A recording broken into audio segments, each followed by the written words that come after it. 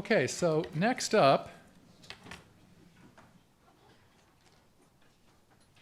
we have Michael Lackner, who is going to give a talk titled Divination in Alternative Rationality. So Michael, comes.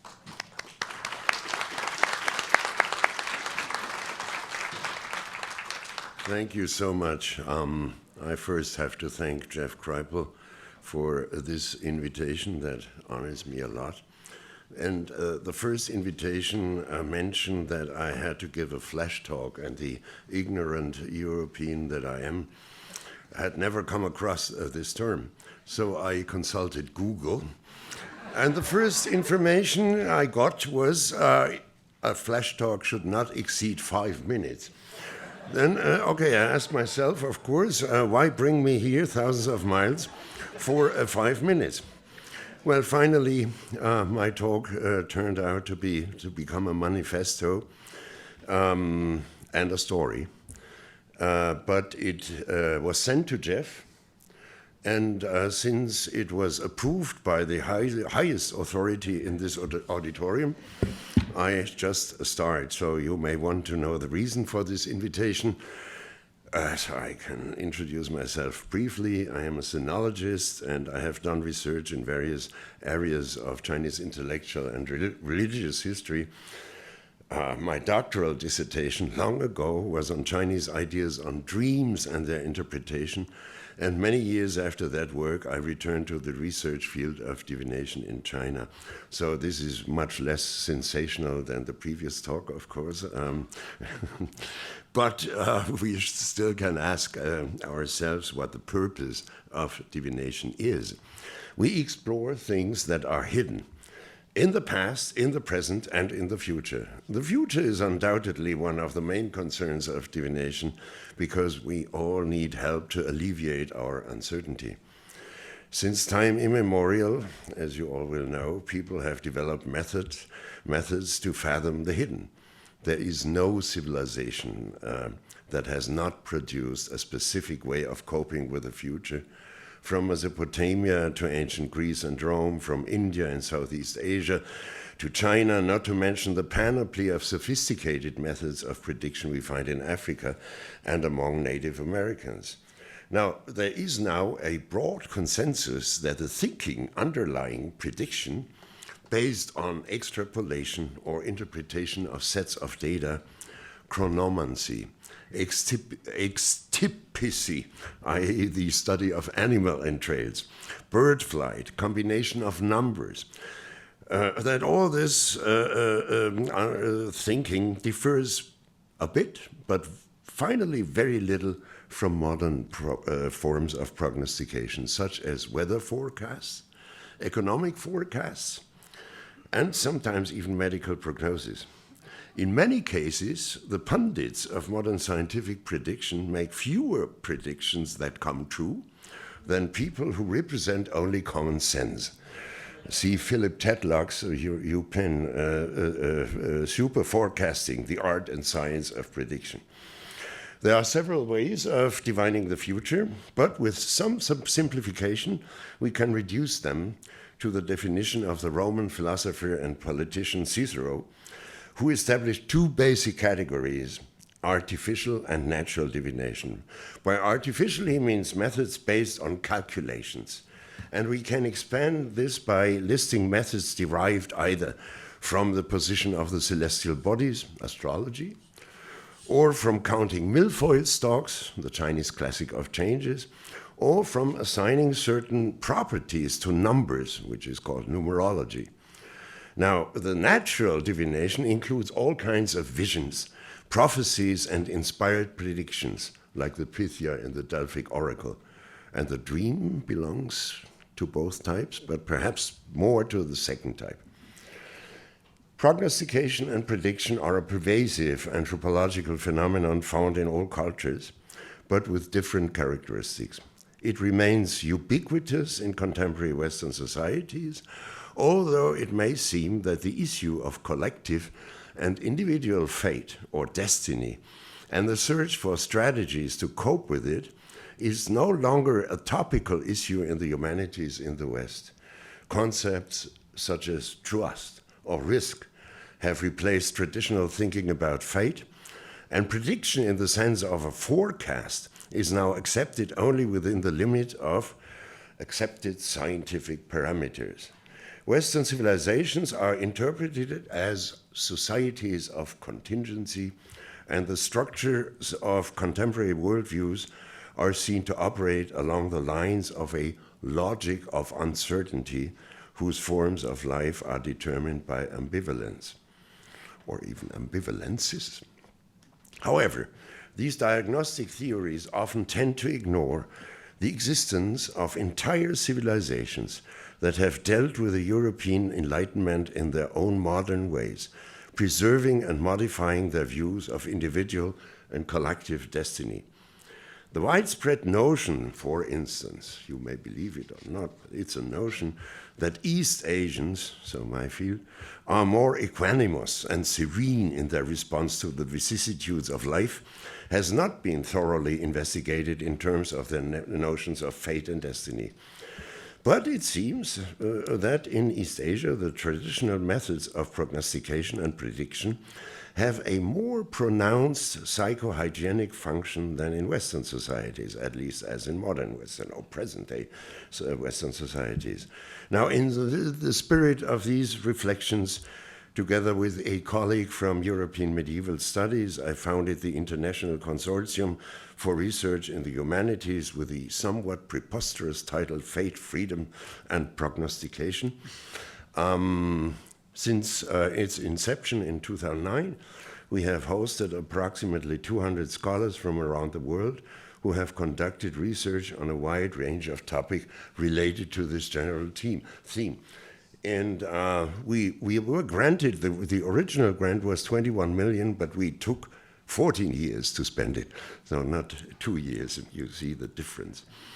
Now, in this context, a member of our advisory board, my colleague and dear friend Richard Smith, present in this auditorium, professor at Rice University, invited me to a 2012 conference entitled Divinatory Traditions in East Asia, an overview of divination in China from the Shang, that means 1600 BCE, through the Tang, some issues and approaches. And one of the participants in this conference was Professor Jeffrey Kripal, and that is one of the reasons why I'm here with you today.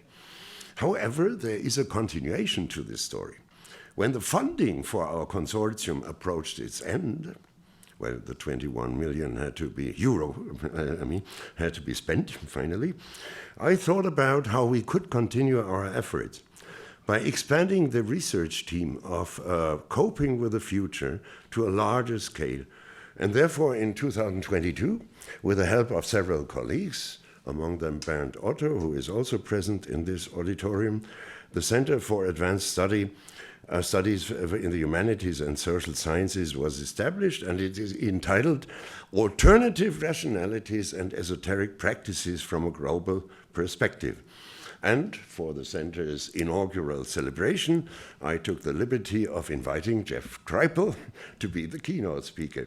So now you have the whole story that explains my presence here.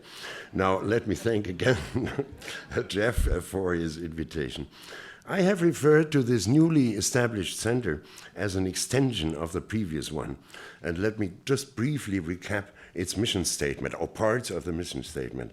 What do Chinese feng shui masters, Israeli experts in Kabbalah Mahais, German ritual magicians, Indian Vastu specialists, Egyptian Sahara, Caribbean brujos, West African Vodun practitioners, and Malay Bomo exorcists have in common? How can we gain an understanding of their experiences and practices from a cross-cultural perspective? Can we engage in comparative studies of these practices and experts without caving into potentially distorting Eurocentric or Western-centric stereotypes or an imperialism of categories? Now, main goal, of course, is to map a global field of research on such practices from a transcultural perspective. This is another reason why I'm here, and compare the various interpretations, rationalizations, and legitimation strategies used by practitioners and their clients. And of course, we aim at advancing theoretical explanatory models for the resilience of such practices in the face of dominant and exclusionary global scientific and technological discourses. It seems now, okay, that goes long, but you can sort of look at our website for the entire mission statement and for some comments. And we started last September, so there's not much to see yet, but at least I can recommend the site. It seems obvious, of course, that divination, whether by computation or by inspiration, draws heavily on an alternative rationality. But now comes the manifesto part. What exactly does the term alternative mean? The definition depends on one's point of view. From an orthodox point of view, any practice, any belief that does not conform to the view you adopt must be considered alternative, and regardless of the nature of your orthodoxy, which can be religious, scientific, political, and ideological, you will mercilessly reject the knowledge contained in heterodox beliefs, experiences, and practices, because they are considered impossible. And this rejection applies not only to the mantic arts, but also to the various kinds of the strange, parapsychological phenomena as well as magical practices. Now, civilizations of non-Western origin, however, may have other attitudes to offer that go beyond the either-or template. A few examples from my field. Choosing an auspicious day in the Chinese calendar, or better, the almanac. And Professor Smith knows much more about that than I do, but anyhow, I'm here. So for important events, such as a wedding, a trip, or an investment, etc., is a widespread practice in the Chinese-speaking world to this day. The day that is considered propitious is calculated according to centuries-old attributions of properties or qualities to moments in time. And believe me, among the people who follow the calendrical advice are many members of the Chinese Communist Party. Officially, party members are called upon to oppose all forms of superstition, including religion and what they designate as feudal practices. One may call this ambiguous attitude cognitive dissonance, but we must acknowledge that this civilization seems, or at least seemed, well, to a certain extent until this very day, to be able, if only to some degree, to harmonize seemingly contradictory norms. The reason one feels justified in saying this is a cognitive dissonance is deeply rooted in a firm conviction that dates back at least to the Age of Enlightenment, perhaps even earlier, when Western civilization increasingly tended to favor an exclusive either-or perspective, a non-binary perspective, so to speak. It is simply impossible to adopt seemingly contradictory points of view.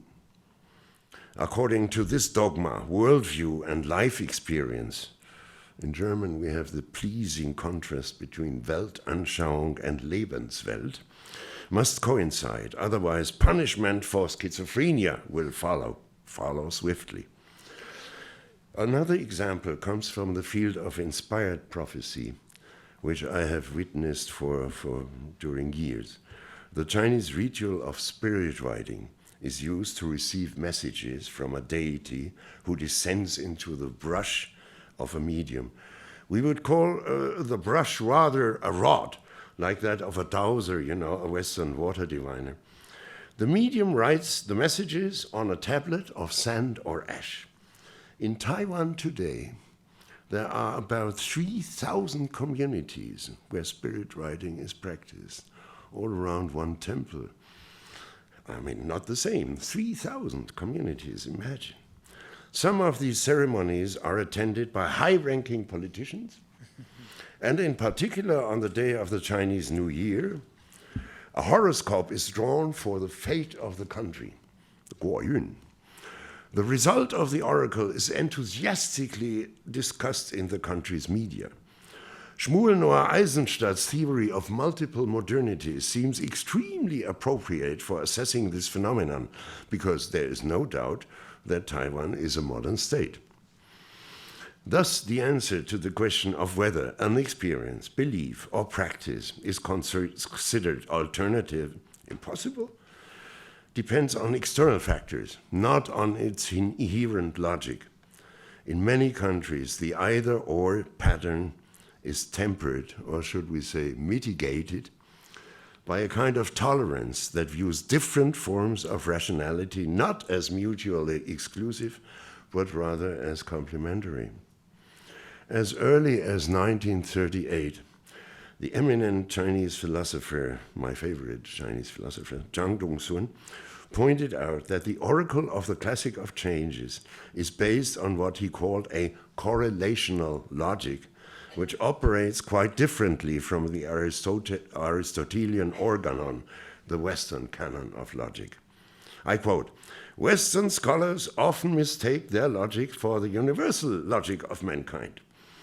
And even earlier, in 1930, Carl Jung, while discussing the same Chinese classic, discovered the principle of synchronicity to explain the successful functioning of the oracle. Why are there so many hits, with this and that diviner?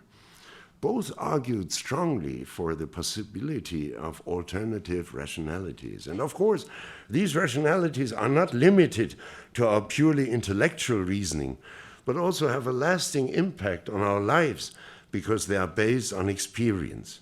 According to the followers of pure Western reason, however, of course, they are to be rejected. Now,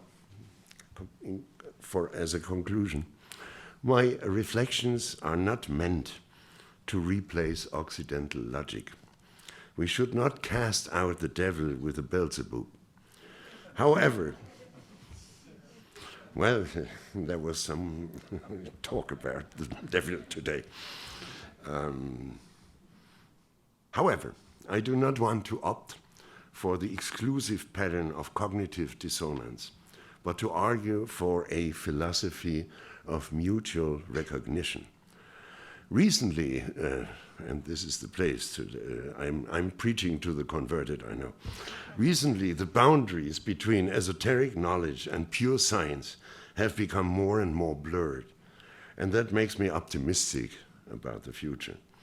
I came here to learn more about the archives of the impossible.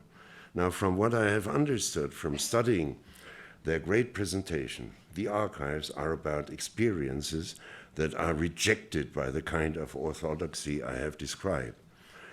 There may be a long way to go before a consensus is reached on the impossible. My suggestion of mutual recognition is perhaps only a first step in that direction. It's meant to, in Jeff Kripal's words, it's meant to break the box. Thank you for your attention.